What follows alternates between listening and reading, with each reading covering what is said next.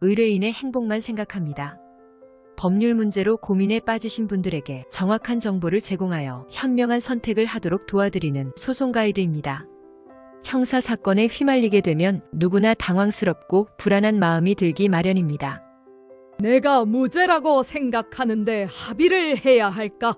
합의를 한다면 어떤 방식으로 해야 할까? 적당한 합의 금액은 얼마일까? 이런 질문들이 머릿속을 맴돌죠. 이런 고민은 사건에 연루된 당사자라면 누구나 한 번쯤 해보는 생각일 겁니다.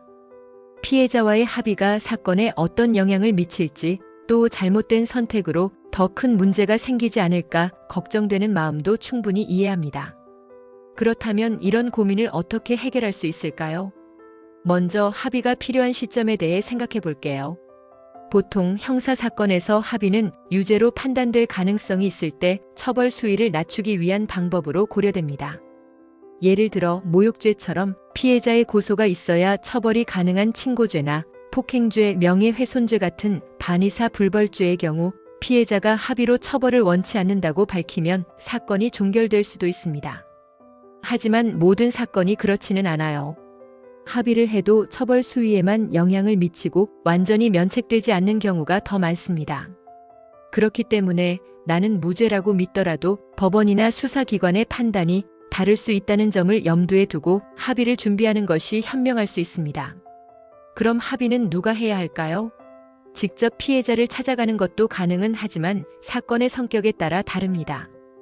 특히 성폭력 사건처럼 민감한 경우 가해자가 직접 연락하면 피해자가 2차 피해를 느낄 수 있어 상황이 악화될 가능성이 높습니다. 이런 경우 변호사를 통해 접근하는 것이 안전합니다. 예를 들어 수사 중이라 피해자 연락처를 모를 때는 변호사가 수사관에게 정중히 요청해 피해자의 동의를 얻은 뒤 연락을 시도할 수 있습니다. 재판 중이라면 법원에 피해자 인적사항 열람 등사 신청을 통해 같은 과정을 거칩니다. 마지막으로 합의 금액은 어떻게 정할까요? 정해진 기준은 없습니다. 피해자가 원하는 금액, 사건의 경중, 피고인의 경제적 상황 등을 종합적으로 고려해야 합니다. 피해자가 500만 원을 요구했는데 피고인이 경제적으로 어려움을 겪고 있다면 변호사를 통해 사과와 함께 상황을 설명하며 조정을 시도할 수 있습니다.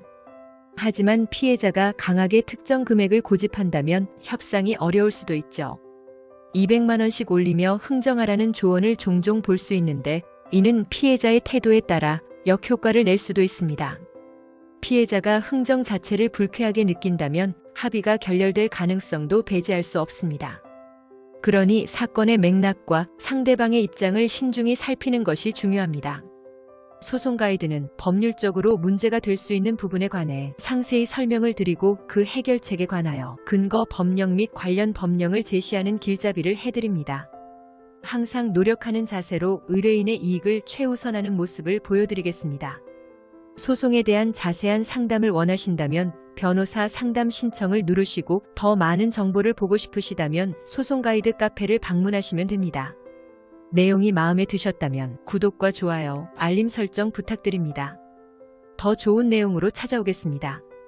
꼭 승소할게요.